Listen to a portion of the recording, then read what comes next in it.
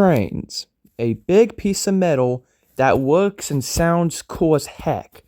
They're very long. They can be miles long or maybe just 2 or 3 cars long. But whether you just like them from the looks, how they ride sometimes, or you just like to hear the iconic...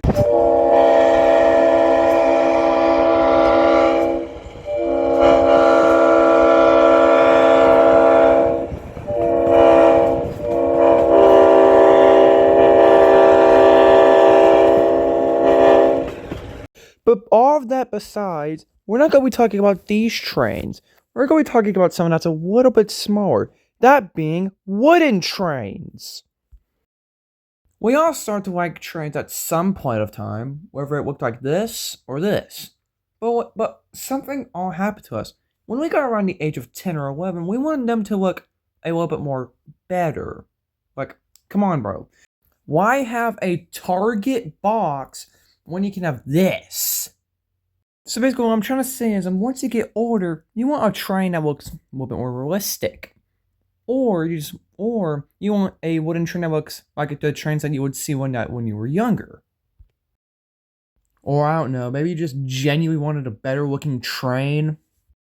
Anyways, Yap session aside, today we're going to be talking about a specific type of wooden train company, Whittle Shortline.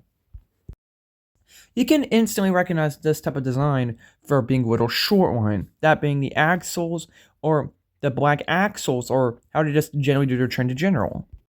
But even though that Whittle Shortline still makes new stuff today, I think that there's some other stuff that would be awesome to see. And yes, they are probably watching this video since I've actually talked to them about this. So there is a chance that they are watching this. So today, we're going to be talking about what Whittle Shortline should make in their wooden train series, and even what they should bring back, because they've actually got rid of some good stuff. And you know what? Let's start off with that, actually.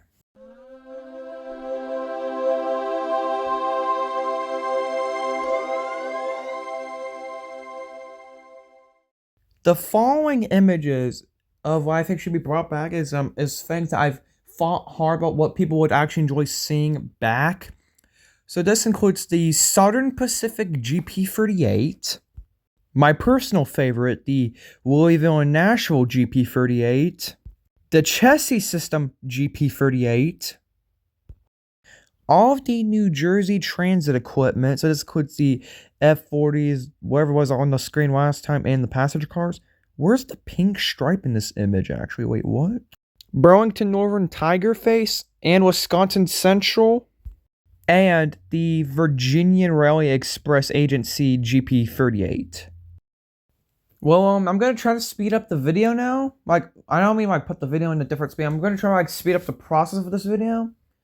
But at the same time, there's a lot to talk about.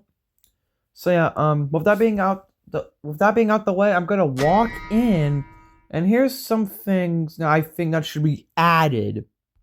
Now we're going to start off specifically with new paint scheme suggestions. So with that out of the way, let's get started on that. So the suggestions for GP38 paint schemes are Grand Trunk Western, CSX Line 1 and Line 2, RJ Corman, Seaboard System, Ferromex, and NDM. Those were my suggestions for the GP38. Now let's move on to the passenger sets. The passenger train sets are very small because this only includes the Music City Star, the WeGo Star, and then Go Rail.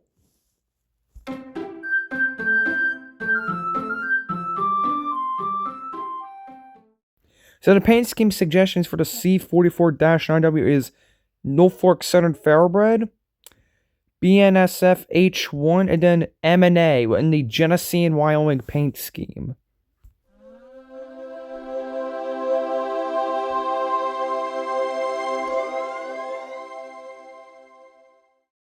The suggestions for the F7 are Penn Central White and Red, New York Central Black and Gray, New York Central Gray and Light Gray, and the Amtrak Pointless Aero paint scheme.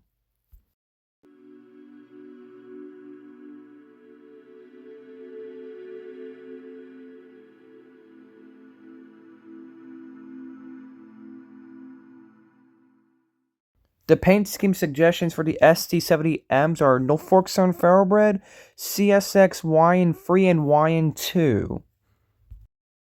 Here's suggestions for new locomotives and stuff like that.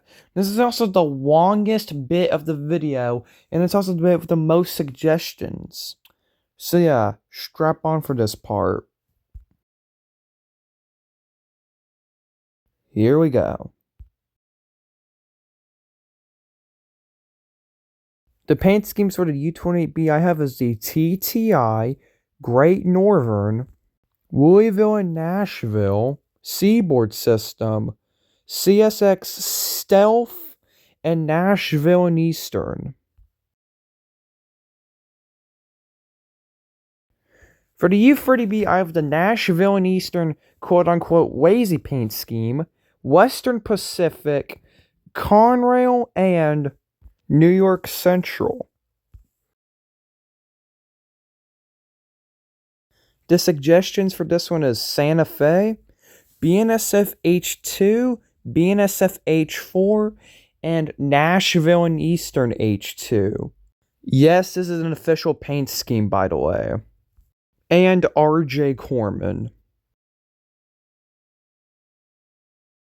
For B40-8, we got CSX YN2, YN3, YN3 boxcar logo, Nashville and Eastern, RJ Corman, BNSF H1, and Santa Fe Bluebonnet. Alright, this is the final one, and it's also the longest one. So we have the SD4-2 of FERX, HLCX Maroon and Blue, HLCX Blue, RJ Corman, BNSF H1 and H4, Santa Fe Bluebonnet, CSX Stealth, CSX Blue Down, CSX YN1, YN2, and YN3. YN3 boxcar logo, Burlington Northern Whiteface, Burlington Northern Tigerface, NDM, and finally Ferromax.